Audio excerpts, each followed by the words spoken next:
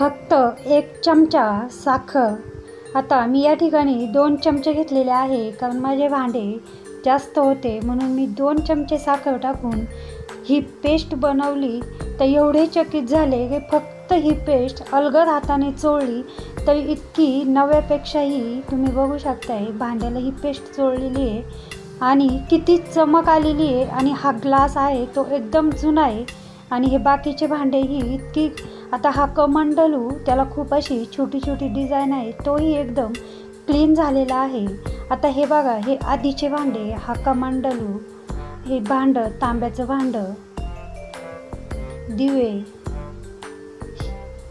इतके चकाचक झाले की एवढे चकित, फक्त ही एक पेस्ट बनवून एवढे मी तर इतकी चकित झाले तर तुम्हीही त्यापेक्षा जास्त चकित व्हाल। एवढी कमी मेहनतीत, कमी साहित्यात, किचनमध्ये उपलब्ध असलेल्या साहित्यामध्ये ही पेस्ट बनवली आणि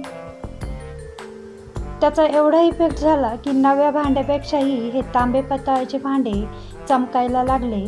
आता हे जे देवाचं घंगाळ आहे, देवाचं अंघोळ घालण्याचं, त्या घंगाळामध्येच मी ही पेस्ट बनवित आहे। आता या ठिकाणी मी 2 चमचे साखर घेतलेले आहे।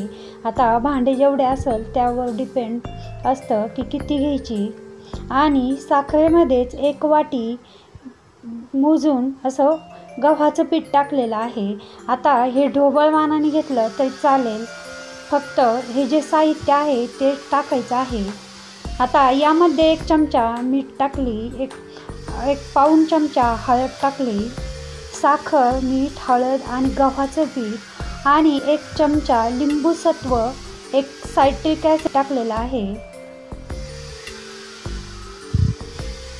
आता थोडं थोडं पाणी घालून आपल्याला आधी सगळी हे जे साहित्य आहे, ती सुकी जिन्नस सगळी मिक्स केलेलं आहे।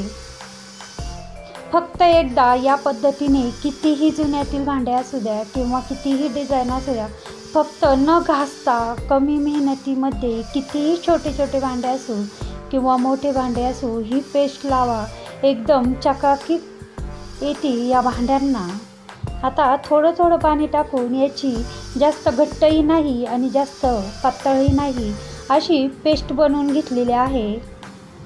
ज्यावेळेस मी ही पेस्ट बनवली आणि भांड्यांना लावली, मीच इतके चकित झाले की शिल्लक फक्त 2 ते 3 वस्तूपासून ही पेस्ट बनवली आणि त्याचा तांबे पितळाचे किंवा स्टीलचे भांडे असो एवढा इफेक्ट झाला।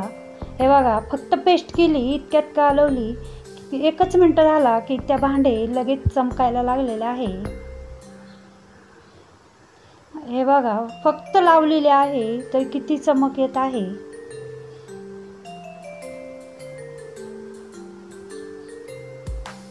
यापुढे कुठलीही पितांबरी किंवा कुठल्याही तांबे पितळाचं लिक्विडही फिकं पडल एवढेही इतके छान असे भांडे निघालेले आहे। आता हे कमंडलू, आता हे तांबर आणि जो तांब्याचा तांब्या आहे तो मी कायमच घासते, पण आता हे कमंडलू आहे यामध्ये काशीचं पाणी आणलेलं असतं, हे कायम घासलं नाही जात आणि त्याला अशी एकदम छोटी छोटी डिझाईन आहे, पण त्या डिझाईनमधला फक्त न घासता फक्त हाताने चोळलं तर इतकी चकाकी आलेली आहे। बघा, तुम्ही बघू शकता, अगदी नव्या तांब्या पितळाच्या भांड्यापेक्षाही या भांड्यांना चकाकी आलेली आहे। आता सगळी पेस्ट या सगळ्या भांड्यांना चोळून घ्यायची आहे आणि जास्त म्हणजे कमी मेहनतीमध्ये जास्त ताकदही नाही लावावं लागत, अलगद हाताने ही पेस्ट चोळली। थोडे वेळ तर मलाच विश्वास बसला नाही की एवढे छान या गव्हाच्या पीठ व 2 चमचे साखरेने आणि हळद, मीठ आणि लिंबूसत्व ही जास्त घेतलेलं नाही, लिंबूसत्व ही अगदी थोडंसं घेतलेलं आहे। आता हा ग्लास,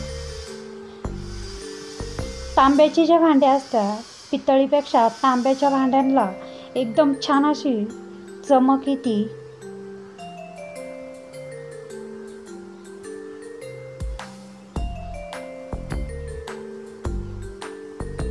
हे बघा, 2च मिनटं फक्त ही पेस्ट लावून घेतलेली आहे तरी सगळ्या भांड्याचे जे डाग असतात किंवा जी आपलं घाण तेलकट झालेलं आहे ते सगळं निघालेलं आहे. न घासता आतमधूनही हा ग्लास अगदी चकाकी आलेली आहे. मी तर कायम याच पेस्टनी तांबे पितळाचे भांडे घासत जाईल. मोठे असू छोटे असू, पण याच पेस्टनी मी भांडे घासणार आहे. इतके छान अगदी डिझाईनमध्ये किंवा जिथे आपले हात जात नाही त्या ठिकाणीही तांब्या पितळाचे भांडे इतके छान निघालेले आहे. फक्त एकदा या पद्धतीची पेस्ट बनवायलाही अतिशय सोपी. या पद्धतीची पेस्ट बनवून तांब्या पितळाचे भांडे घासा. कायम याच पद्धतीने घासणार. व्हिडिओ आवडल्यास तुमचे भांडे चमकायला लागल्यास व्हिडिओला एक लाईक नक्कीच करा. घासावळीला आतमधूनही हे तांब्याचा तांब्या निघालेला आहे. आता हे भांडे स्वच्छ पाण्याने सगळे 5 मिनटं ही पेस्ट भांड्याला लावून ठेवली व लगेच धुवून घेतलं. नाही ठेवलं तरी चालेल. भांडे खूपच छान निघायला लागली. पेस्ट शिल्लक होत्या म्हणून मी मंदिरामधले देवाच्या आणखीन काही भांडे घासायला काढले. हे बघा, हे कमंडलू तर इतकं छान दिसत होतं घासल्यानंतर की मलाच विश्वास बसला नाही थोड्या वेळ. हे बघा किती छान असं निघालेलं आहे. बघा एकदम चमकायला भांडे लागलेले आहे. आतमधूनही हे जे तामण आहे ते खूप असं काळं पडलेलं होतं, तेही आतमधलंही निघालेलं आहे. एकदा हा व्हिडिओ बघाच आणि या पद्धतीने तांबे पितळाचे भांडे घासूनच बघा. मोठे असू छोटे असू सगळे भांडे कमी मेहनती या पद्धतीने सगळे भांडे घासून बघा.